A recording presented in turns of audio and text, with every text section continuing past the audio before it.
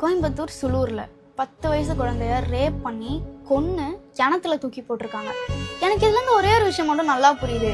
என்னதான் கவர்மெண்ட் மாறினாலும் சரி, என்னதான் மாற்றம் வந்துச்சுன்னு சொல்லி நம்ம நம்பினாலும் சரி, இந்த ஒரு விஷயம் மட்டும் என்னைக்குமே மாற போறது இல்லைல்ல.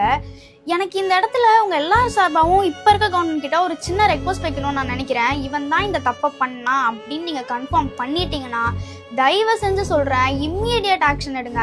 அந்த ஜட்மெண்ட் வரதுக்கு ஒரு 8-9 வருஷம், அதுக்கப்புறம் அந்த ஜட்மெண்ட்டை நிறைவேற்றுறதுக்கு இன்னும் கொஞ்சம் வருஷம், அதுக்குள்ள அவன் வயசாயே செத்துருவான். அந்த மாதிரி மட்டும் பண்ணாதீங்க.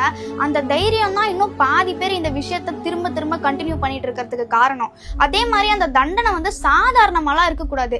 அவனுக்கு எவ்வளோ வயசு இருக்கும், அந்த குழந்தைகிட்ட அப்படி அவன் என்ன பார்த்து எனக்கு கேவலமா இருக்கு இதை சொல்றதுக்கே. அதனால தயவு செஞ்சு இந்த தண்டனை சாதாரணமா மட்டும் கொடுத்துடாதீங்க.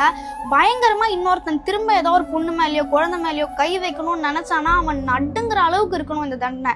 அதை மட்டும் தயவு செஞ்சு யோசிச்சு பண்ணுங்க. இது எல்லார் சார்பாகவும் நான் இதை ஒரு ரெக்வஸ்டா கேட்டுக்கிறேன். அது மட்டும் இல்லாம அந்த குழந்தையோட ஃபேமிலிக்கு என்னோட டீப் கன்சலன்ஸ். இதை சொல்ல முடியாது, கண்டிப்பா அவங்களுக்கு இது வந்து என்னதான் நம்ம ஆறுதல் சொன்னாலும் அது அவங்களுக்கு கண்டிப்பா சாட்டிஸ்ஃபை பண்ணாது. தயவு செஞ்சு உங்க ஜட்மெண்ட்லயாச்சும் அவங்களுக்கு ஒரு சின்ன சந்தோஷத்தை கொடுங்க. கோவையில் நடந்த 10 வயசு குழந்தைக்கு நடந்த அநியாயம். எல்லாரும் சொல்றது வந்து அவங்கள ஷூட் ஆர்டர் கொடுங்க, தூக்கு தண்டனை கொடுங்கன்னு அப்படி சொல்றாங்க. அது மாதிரி கொடுக்க கூடாது.